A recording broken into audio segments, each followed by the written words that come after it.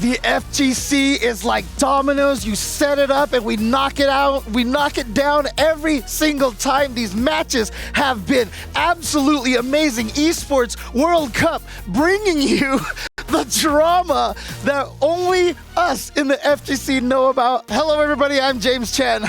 Here with Vicious, and we got ourselves the head-to-head coming in. We talked about the drama prior to the break. Well, guess what? We got more unfolding before our very eyes. Hikaru versus Tokido. You saw it earlier. Tokido actually having the winning record the last time they had met, which was over at EVO Japan. Tokido narrowly clutching out that victory using Ken still, by the way, one of the few remaining Ken loyalists going up against Hikaru, who has been flexing that Aki for a good amount of time these last couple of events. We talked about possibly getting a different character from him with Manon just in case the bad matchup happens, but against Ken, ain't no way he's switching from his main. Exactly why we see it here before our very eyes. Game number one about to start. It's gonna be Hikaru versus Tokido.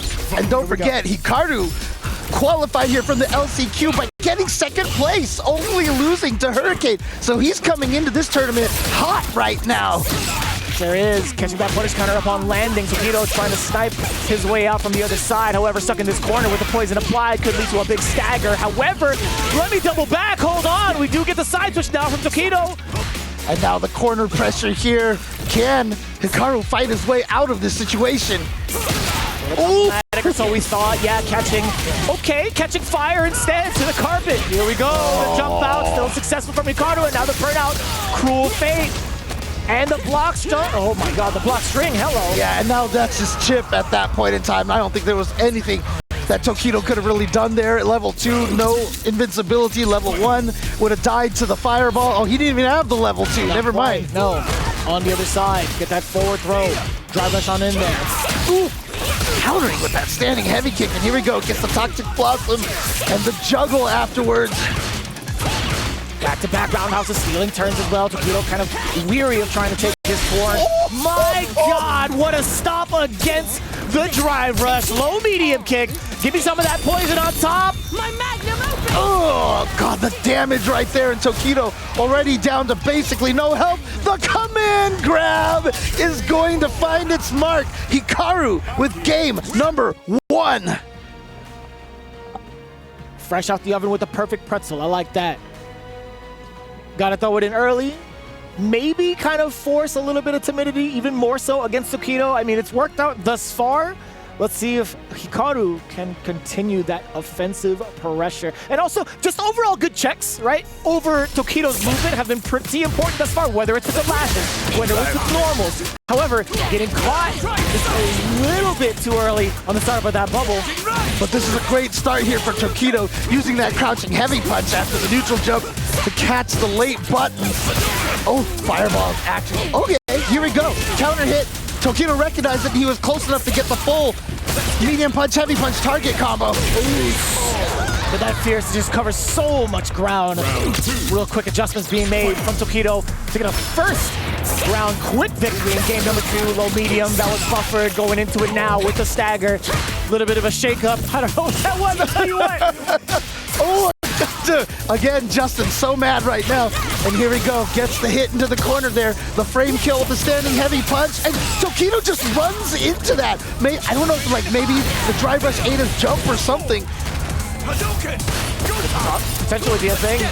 Perhaps knocking on the door, a couple of lights, a little bit of a stagger. Forward throw now, what's the pressure like? Yeah, in the first game, Tokido, every time he got the corner, really didn't take advantage of it, but so far in this game, has been doing phenomenally. Chooses to burn both of the characters out here.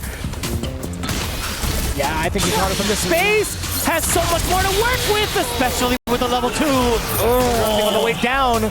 Tied up, very expensive, albeit very much so worth it. Yep, I always say the most valuable resource is rounds. Oh, what the heck? Swing and a miss, that's what that was. What was saying. Also, while in the poison state, getting the juggle nearly half-life. Could potentially be half-life because of the poison ticking down. We do get a punish counter. And so there we go. A good back throw for Tokido. So again, see if he can take advantage of this corner position, but he just happened to jump forward when Hikaru decided to drive rush out. Now a perfect parry is gonna let Hikaru claim this corner here. Let's get that forward throw going. Let's get more of that pressure going. Getting a couple of that nightshade. You cannot be allowed to act. That was a space trap that has been set up from a long time ago. I'll tell you what, he's done that spacing trap to a handful of different opponents over at Street Fighter League Japan. Best believe he's going to still utilize it here at EWC. Hikaru, very, very much so consistent, very much so in the lead against Tokido. It's just such an interesting situation here. Tokido sticking with the Ken here. I mean, obviously we've all known him to be, you know, the Akuma player. And for some reason, I mean, he's decided to stick with Ken. We all know how strong Akuma is, but I guess he just doesn't feel like it fits his style. Oh! Yeah, what do we get? A little bit of the follow-up. Damn! Look at the damage, but more so look at the carry a little bit too early. That's a punish counter. That's painful. But Hikaru does fight his way out, but a little too close to land that down heavy punch. And now Tokido getting, oh my god, back-to-back stand, heavy punches, doing the damage for Ken. Should be able to finish it off with a level 1, and there it is. You already know it too, catching Hikaru while crouched, being able to extend the combo off with a Dragon Lashes. Not only are you getting massive damage, but you're building a lot of resources for yourself, and more importantly, just in case it doesn't kill, you still had so much carry behind it. Double perfect carry there, but oh no. Gonna get the crumple straight off of that medium, Serpent Lash, and now, here we go, corner position again. Once more, back-to-back throw, Tokido tried to potentially jump out of the corner, possibly jump out of the corner. I should fix my face. Here we go, Venomous Fang into level 2. Should be more than enough damage. That's a perfect match point for Hikaru already. Yeah, Hikaru has been looking so solid here. Tokido, I mean, he's been able to do his damage and get his rounds, but I feel like he's never really quite felt like he's had the, like, mental advantage over Hikaru. Oh, well, yeah, there's a good start right here. Punish counter appropriately, enhanced Tatsu, getting the rest of the finisher. Damn, that's a lot of damage. Ooh, got the check right there, and now the throw into the corner here.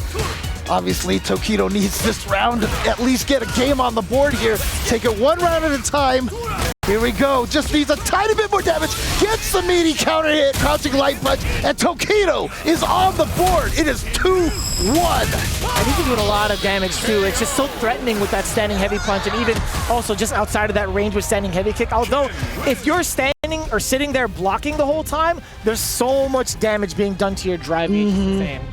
Yeah, again, I still feel like Ken is one of the scarier characters in the corner when he has you in the corner, I should say. No, I agree with that. I wholeheartedly stand by that statement too. And even if it's not Ken, it's just the Shoto formula in general. Yeah. When you talk about like the heavy punches, Ryu has one of those bad boys. Right. Akuma definitely has one of those bad boys. Heck, we could throw Sagat in that mix too, because that fierce hella damage to the drive gauge. Oh yeah, absolutely. And again, when you're in the corner, you know, you can't walk backwards. You can't change the distance from your opponent in ways that will throw them off. And that's what makes it so scary to deal with that position. Oh, okay. Tokido busting out early in this one. Obviously, early in the game, they don't have a lot of meter and resources to really do a ton of damage. Oh, but it's not damage that Tokido's looking for. He's just looking for a way to get out of harm's way at this point. Full Fate to finish it up. Level 1, you already know, the dirty bubble. Bang! Oh man, there are definitely some deadly implications from that super right there. And now we are at match point for Hikaru once again. Wasn't ready for the conversion. Yeah, I guess he wasn't expecting that to hit. Or maybe he was trying to bait out a drive reversal or something, but ain't no way off of that. Oh, and it's successful. You're still poisoned. Gets the crumple state. A little bit of a juggle. Last to reapply. And the throw here, and that poison is still going, chipping away at little pixels of Tokido's health. Oh, no conversion either. Wow, nice throw tech, but what a jump timing by Tokido. And again, gonna use the Shifu for corner carry here, and some big damage.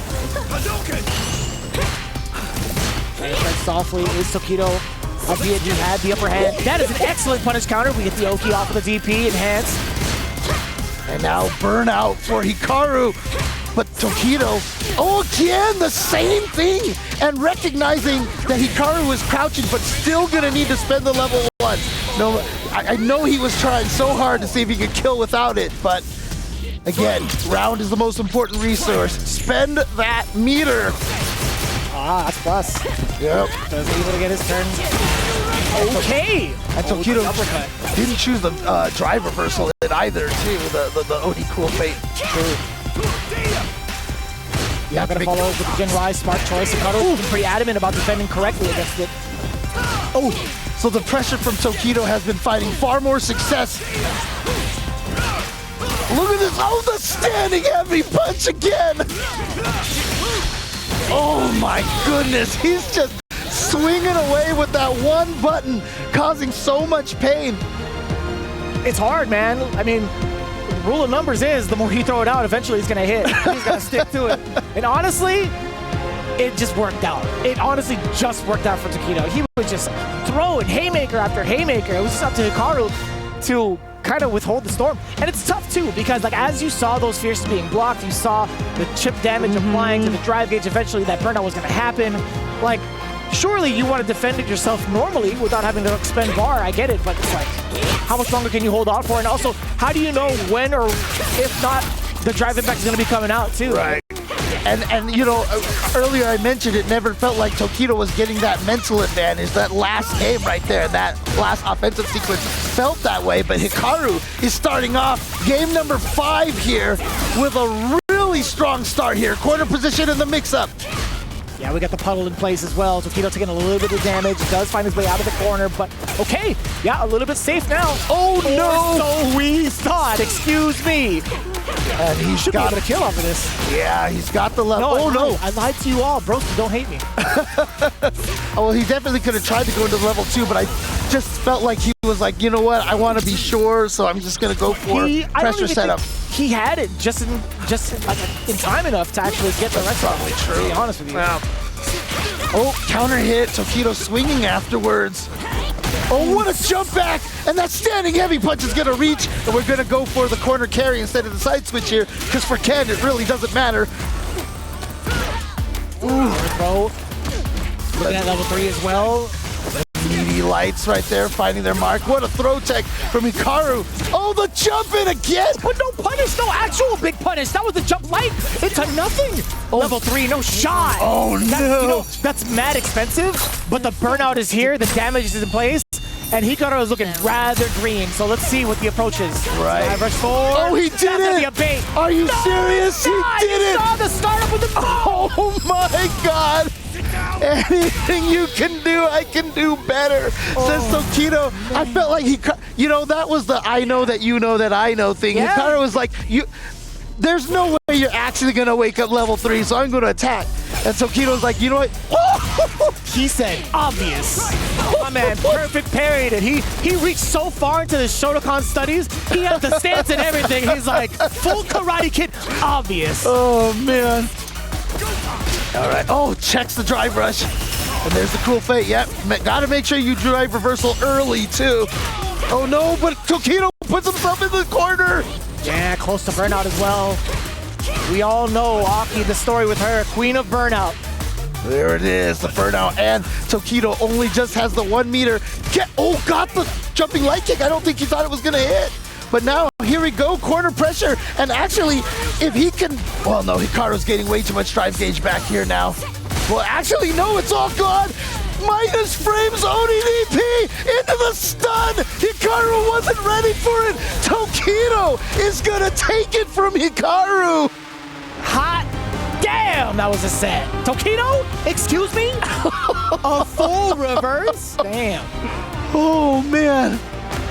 I would say sorry, I did not know your true strength, but we've all known. Familiar with your game. Yeah, but we all know that Tokido has been one of the best, and one of the best his whole entire life. One of the few true candidates for being FGC GOAT. I gotta say, man, as we look into the highlights here, Hikaru looked like he was in complete control and complete dominance a good majority of the set, but there was something about Tokido, and there's something about this 3 out of 5, able to wake up and really smell the coffee. I'll tell you what, man, Hikaru, we've talked about his conversions in the corner. We talked about his control overall. He was already looking at match point. Tokido was at death's door at one point in this set. But the tenacity coming from the genius of Tokyo University. Yeah, down to 0-2, making the comeback, winning 3 games in a row. It's like I said, a lot of times you just need that little mental advantage. And, you know, obviously Tokido's been at this a lot longer than Hikaru has. And so he was just like, you know what? I just need to get that one sequence or that one round that really just shifts the mental momentum. Truly. And I like the ideas, too, that Hikaru was presenting, right? I just think the heart play from Tokido going in for the full level 3 upon wake up, where he could have just died outright. That was tournament life. Yeah. Still going for it. So appropriate, too. And then, of course, we see what happens towards the very end. Hikaru not just ready. He had a level 1 locked and loaded, by the way, before that splat had happened. All right, I'm going to coin a new word. We're going to call it the momental right there. You know, the mental momentum. We'll take it. I'm not going to say it too much because I definitely fumble upon my words. I'm already thinking about it and I'm messing it up. But I'll tell you what, I'll never mistake Nephew when I see him. He's going to be coming up next, going up against somebody who I thought really hasn't been able to travel. But this is actually going to be pretty godlike. Having YHC Mochi here in our very presence, one of the other Dalsim specialists, Dalsim masters. This is such a treat to watch because how often do we get to see Nephew fight off against one of the esteemed Dalsim players in the world? Yeah, I mean, I know Rinj just said it at the end of the last block over there, but I'll repeat it again. He said during the LCQs that he feels like year 3 is when the Dalsims really start showing up. And I've always thought this too, because this Dalsim, like, you know, people have been putting him very low in tiers and stuff like that, but I was just like, you know what? Give him some time. Even if he didn't get too many buffs, just give it time. The Dalsim players always end up being really scary. Yeah, in comparison to how the momentum was for like Street Fighter V, we had seen like rather early how much of the Dalsim players have like found their stride, right, in comparison. But this is actually quite tough, I feel like, for, you know, developing a character really fast because of how many events that come out of the woodwork, like how many things are part of the CPT, how many things are part of like EWC as well. It's kind of tough to even try to find that perfect balance, or at least like the amount of time to discover a character. Yeah. But tell you what, man, YHC Mochi, he's always been a Dalsim main, right? He was sticking to this character no matter what. So now finding himself in this particular space against Nephew, yeah, I mean, going to be quite the treat. One of the interesting things about a character like Dalsim, you know, he is a counter character, right? So in a weird way, you almost kind of need every other character to get optimized before you can optimize Dalsim, because you want to know what they're doing and then find out all your counters to that. It's kind of tough, though, because like I think with the amount of space that Dalsim can control, also having a pretty like versatile fireball game, I feel like he gets to set the pace a little bit more often than not here. Yeah, absolutely. So again, Nephew, though, with the jury, and the question really is that, you know, how much Dalsim experience does Nephew get, right?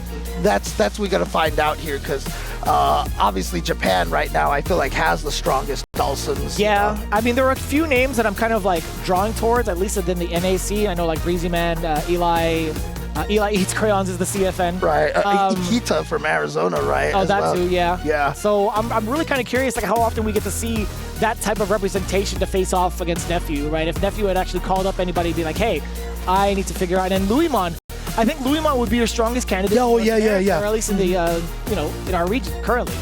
Yeah. Because who knows if he's going to be like in NA at a certain point in time, right? Or like hanging out in the DR, etc., right? So but it's tough. But I mean, honestly, Nephew is, I've been talking a lot about those players on the cusp of getting into that punk, knuckle do, you know, Mena RD, you know, that kind of level up there. But Nephew, I think, is kind of there, right? So he's obviously taken some huge majors in the past. And so I feel like Nephew, he might be a player that I don't want to say people are sleeping on here, because everybody knows how strong he is. I don't think anybody's really sleeping on a guy like Nephew, right? He just had so many impactful performances, right? One of them being over at the mix-up, taking that down first place over Problem X with a commanding 3-0, and then following right suit with a top 8 performance over at Blink Respawn, right? So it's been kind of tough to say and like kind of feel that way. I mean, we've also had that mentioning with Phenom, and he already had like a top 8 performance over at Evo, right? Just slightly under the radar, quote unquote. So I guess like it's tough to say that kind of statement too with Nephew, because he's been mad active in a lot of these CETs, traveling out of his way and also participating in the World Warriors series, right? So very much so active. And let's see if he's allowed to get active in this matchup. Here we go. Match number 2. All right. And again, obviously starting off with the zoning already is YHC Mochi. But the scary thing about, you know, 5 and 6 Dawson here is that if he gets some momentum, he can actually just start becoming super aggressive and rushing you down. I like that, just kind of readjusting the space rather than trying to contest after a drive rush has been blocked. Mochi really understanding what needs to be done. So does Nephew, actually sniping out that Fierce with the dive kick back-to-back throws. What do you do about this? All right, and now Nephew has a corner, but a crouch light punch, drive rush cancel, gonna get YHC Mochi right out of there. Yeah, and I like that, just trying to clear the space out, right? That fireball wasn't gonna reach, so roundhouses, as much activity as possible. You already know YHC Mochi just needs a couple of hits now. Very preemptive, very precautious. But I do like that Nephew is being very patient and he finds his way in. And there we go. Wow, those 2 hits of the fireball didn't even combo, but Mochi got hit by both of them, and here we go. A back throw from Nephew. Oh no. But unfortunately, Mochi is the one that's burned out. He only got hit by 1 hit of that time. Nah, Mochi had plenty of drive gauge behind him. I'll tell you what, he was big chilling. Sorry. Left-right dyslexia. You gotta fix that, James. I know. Oh, man. We got 3 bars to Mochi's game. Any big impactful kick can lead to that level 3. Oh, there we go. Gets in again with just that raw drive rush. One of Jury's specialties. Avoids the throw, but then jumps over again. So now he's got to chase Mochi down again. Yeah, look at the Inferno. Look at the amount of damage that sequence had caused. Very close to burnout. Nephew was committed to the parry. Down forward throw by the ankles, by the way. Now we get the Yoga Noogie. Just enough damage. Woo. There you go, YHC Mochi gonna take that game. And again, we already saw what Torameshi did in his pool just before this. And YHC Mochi is trying to do the same. Even in the LCQ, we saw so many Dawsons. Of course, some of them showing up here now, having qualified. There was the top 10 of that LCQ that made it here. Right. Yeah, makes a lot of sense too. Speaking of top 10, speaking of leaderboards, again, a lot of riding on the line for the side of Nephew, right? Representing Team Liquid. That's right. As important as that is right now, we talk about the individuals here, but as a unit, for the clubs here, we got to make sure to rise above the ranks and get as many points as possible. What a call out too! Low, medium punch, stuffing out the normal from YHC Mochi. I like that walk back from Mochi, but he didn't have the whip punish on Nephew's button right there. Ooh! Not a counter. Oh no, too far away for the Yoga Blast to hit. You get the back throw, repositioning. Now in favor of YHC Mochi, checking down below. Gonna be able to parry the reversal, level 1 for the side of Nephew. The damage incoming. Yes, sir, we get a little bit of a change up. Look at that damage right there. Just needs one more throw. Oh, gets out of the corner, but you know what? Oh no! Okay, good call to use the parry, and another perfect parry. Didn't get the kill, but the back throw is important. Ooh, oh no! Enough, the muscle memory failing you when you needed it the most. It had to be the parry. Yeah, I mean, he had already committed to the normal, and at that point, you cannot cancel into the drive parry. I wonder if he had level 1 right before that drive impact hit. You'd have to check out the replay. Good call. That would be a very important factor of whether or not he could have gone into level 1. But I was about to say, like, Nephew looking rather SK, if anything, with all of those perfect parries, I gotta say. Oh, yep, gonna get the hit and the juggle. Good conversion there. A lot of players do not maximize the Dawson force knockdown state. Damn, that was the deep drill. still managing to get the perfect parry, I see. Back throw as well, but still, YHC Mochi, I love the way he's utilizing these slides, by the way, for repositioning, because of the fact that Jury, while airborne, you can't really see where the man is going, so... But here we go. Nephew's got the big hit, only needs the level 1 here. But yeah, one of the key things has been Mochi been able to escape the corner a lot of the time, just through sliding and such. Yeah, I mean, that's one of the main ways to do it. Outside of that, possibly a teleport, a little bit more risk behind it. Yeah, setting himself up with the OD Fireball, also protected by it just in case Nephew wanted to pursue, right? Makes a lot of sense, yes sir. Keeping the skies clear just in case. YHC Mochi's been very attentive to Nephew's movement airborne now. Oh, but that was actually too far away for Nephew to get the combo. He had the DRC, but here we go. The level 3 for Mochi. Is this going to kill? Most definitely so. Mochi increasing that lead. Man, we saw a bunch of lances just be thrown into the sky against Nephew. I wonder how much it's going to change his strategy going forward. Like, how much more of a ground game can you play against someone like YHC Mochi, who's been so, I guess, proactive, right? He's been the one to kind of establish the pace with a lot of the normals coming in, whether it be standing medium kicks. Actually, standing roundhouse has been the key component to checking that space against Jury. Then you see some of the fierces being thrown out. But within these ranges, Nephew still trying to calculate his way through. Can he actually do it? Or will Mochi be able to close it out with a clean sweep? We'll find out. Definitely trying to do something right there, but here we go. Now into the corner, which gives Mochi all the screen to be able to move backwards. Oh, that's a good jump, but oh my goodness. It was a punish counter too on that throw. I guess it caught him in the landing recovery frame. That was so smart to go into that medium, into the Yoga Flame, just to get the rest of that drive gauge out of the way. Look at how much space that Mochi's going to be able to control, and look at how much, I want to say control that he's going to be having on the ground as well. Oh, Jesus, he snuck it in too. To be fair, that was a well-deserved TI from YHC Mochi. I think that was the perfect timing. Level 1 would not really have amounted to anything against him because of how much life he had left, right? Right. So, and you know, it almost looked like Nephew had a smile on his face. It's like, okay, good stuff. I had already kind of let go of the controller situation, you know? Yeah, but I don't know, man. Level 1 still wouldn't have credit. Here we go. Oh, yeah, checking that drive rush. That is how Nephew's been able to get in a couple of times. Oh, hits him. Oh, no. A little off there, too. Yeah. I wouldn't have thought that was cross-up.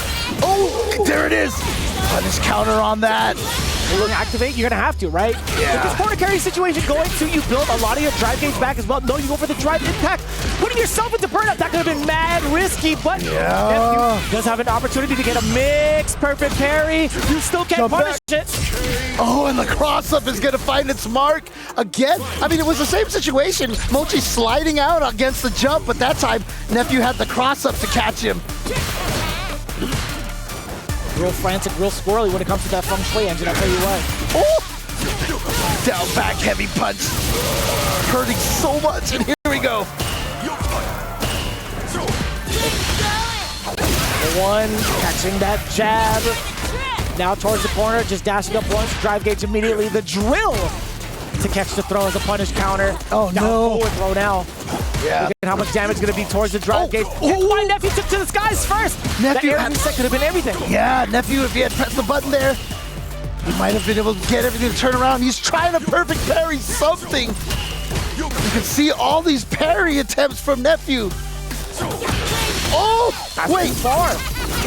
That can't be what he wanted there. I'm not too sure. I mean, that's a full commitment to turn into level 1. Right. So I'm genuinely not sure whether it's intended or not. That is a 3-0 sweep from Vera's own YHC Mochi. The Dalsums are representing here. YHC Mochi with a solid and very dominant performance here with this Dalsum.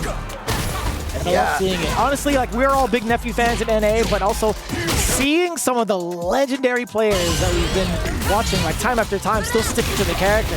Yeah. Being able to represent on the world stage is pretty godly. And, you know, honestly, like, the way that we've been seeing this game, I really feel like, oh, jeez. I mean, the character specialists are all wilding out in this game, and the variety we get between all the characters being used has just been so impressive for this game at this stage. I would agree with that. I would genuinely agree with that. In terms of the character spread overall throughout the tournament, makes a lot of sense. But look at the amount of control that Mochi does, right? Like, we talked about the distances he's been playing at, what normal he's been utilizing. And funny enough, he used that roundhouse to his advantage. Like, he knows full well that Nephew is willing to whiff punish some of these things. Although the outcome of Nephew spending the level 1, that was rather fortuitous from the side of YHC Mochi. And I will say, yeah, that time I looked back at the drive gauge, and Nephew, if he had drive rush canceled that crouching medium punch, he would have burned himself out. So I think he was just trying to go for maybe the knockdown with the level 1 and try to get some pressure off of that. Yeah. And so unfortunately it was just a little too far, but that means YHC Mochi is going up against Tokido. What year is this? These two have probably fought each other over the span of several decades. Funny enough, they haven't fought each other outside of Street Fighter League in either this year or the last. That's crazy. But I mean, both of these players are basically, you know, veteran stalwarts in the FGC.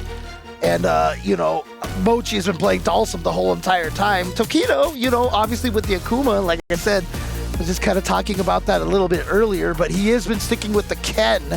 And let's see if his Ken can do better against this Dalsum wall. Right. That's going to be a little bit problematic. As, although we've seen the comebacks that Tokido had made prior, right? Against Hikaru, down chips 2-0. His pressure in the corner is going to be a pretty significant challenge against YHC Mochi. Like, how do you get past the plethora of heavies, especially if he catches you mid-air, if you try to float and try to avoid it at the wrong time? Tokido is definitely one to change up his timing to make some of these really big haymakers ambiguous that could lead to just so much.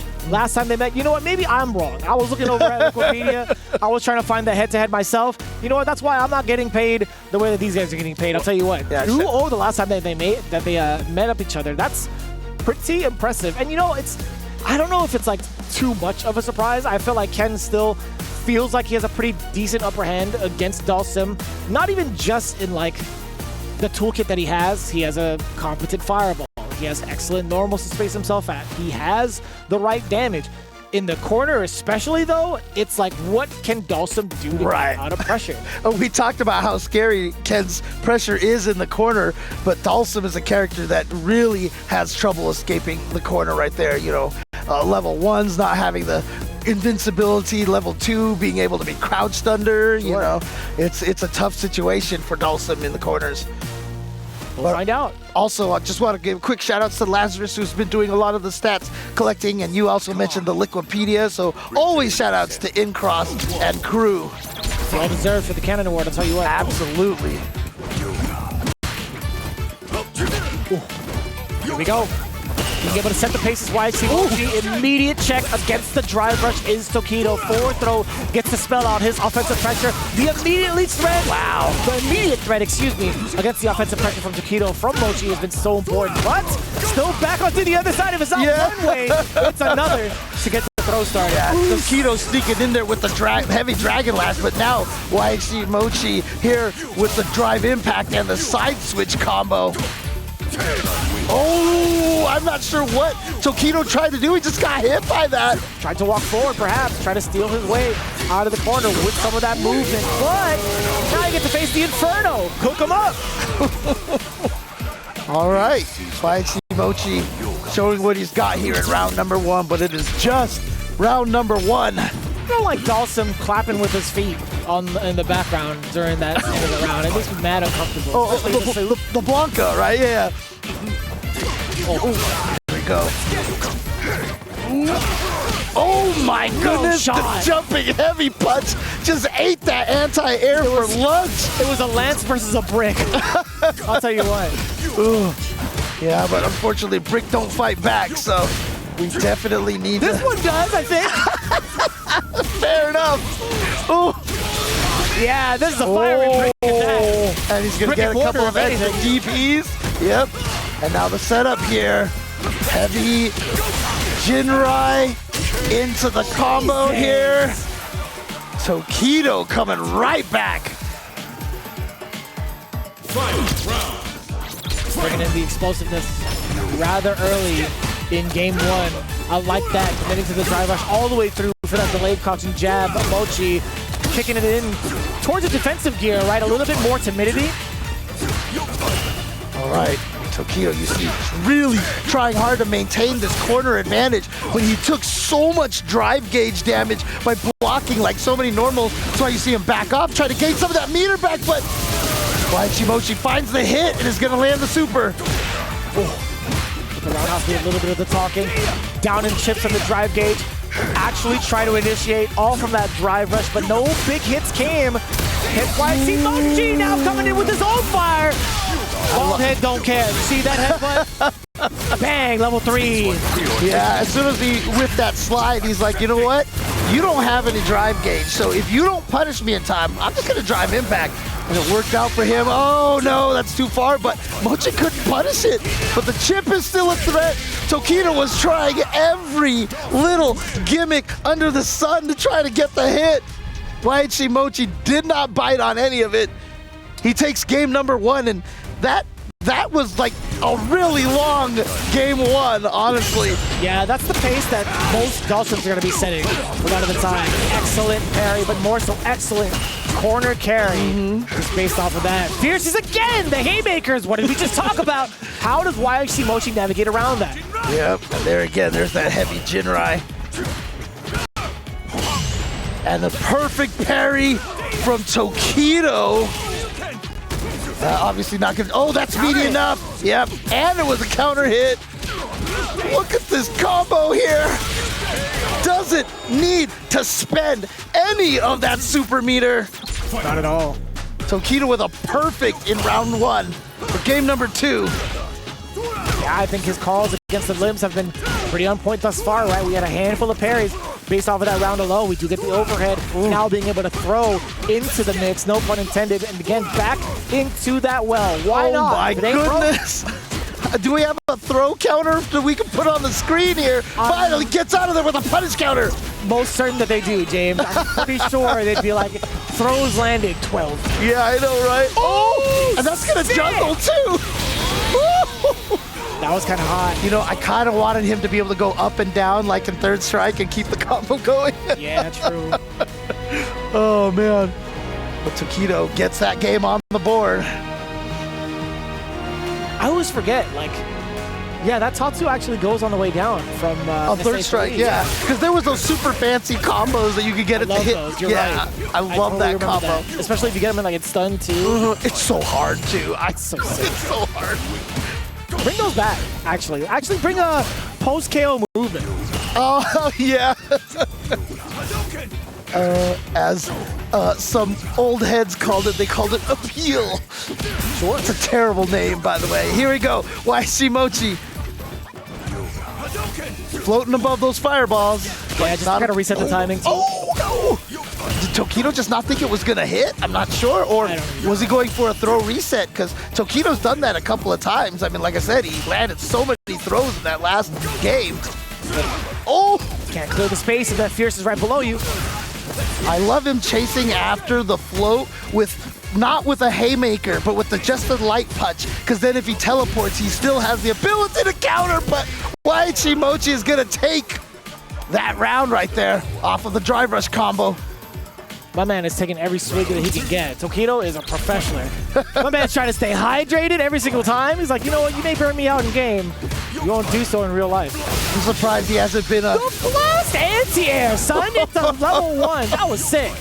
Nice, good prediction. And even they're ready for the perfect parry jump. YHC Mochi is gonna have everything. Oh, the delay on Tokido right there. Went for the shimmy because he has gone for so many throws. And YHC Mochi did not bite. Ooh-wee. Very, very close to burnout. Set up with the Yoga Fire. Forcing Tokido jump. Yeah, there it is. 2 jump, excuse me. And the anti-airs are on point for YHC Mochi. That is gonna do so much chip. Oh my goodness. Was that the very end? The very last hit? If it was, damn, that was some pretty big brain calculations for the side of YHC Mochi. Either way, man, I don't think there was a lot Tokido would have been able to do, with the amount of life he had left whilst in burnout. Mochi looking rather clean there in game 2. Game 3, excuse me. But went for a slide, was a little too close. Tried a perfect parry, the meaty, but there's the wake-up drill, and Tokido knows it was going to be a combo, so he just challenged right away. Ooh, I wonder if commitment. Very odd commitment for the side of Tokido. Like, I feel like the parry made him thought it was a hit or something. I don't know. But yeah, very odd bad confirm, I should say. Oh, got him with the back throw. YHC Mochi, though, finds just the right time for that crouching medium punch drive rush cancel. He's down to himself. Don't get hit by a fierce. Don't get hit by a fierce. Keep him away. Oh, cave is not a fierce. It's definitely down below. Crouching medium punch to snipe out the roundhouse now. Empty jump, the counter hit, overhead. Oh, nice. Checking the spots. Oh, he tried to do look like a delay button just in case Tokido did the ODDP again. But Tokido then threw out a button. Oh, he got away with the teleport to the other side. That is big for YHC Mochi. Oh, perfect parry, but couldn't punish. Yeah. Tried to go for too heavy of a button right there. Possibly. And also within too far of a distance to maybe reach with anything else. Maybe standing medium kick. I don't even know if that would be fast enough, though, honestly. And I like that idea, just floating over the fireball, forcing the timer against Tokido. Gets the forward throw. Ooh, again, out to get out of the corner, a hit into the drive rush cancel. Is this going to kill? If not, it's going to be by a sliver. Oh, if not, nothing. I actually can't believe it. My man gave him the full critical arts to actually take it down. That was ridiculous. I thought he was going to live. And you know everybody who's playing right now is so paranoid about that super not killing in that situation. Yeah, that's why I said it, man. Yeah. in that previous block there, the previous set of matches, like, who could blame me? Oh, man.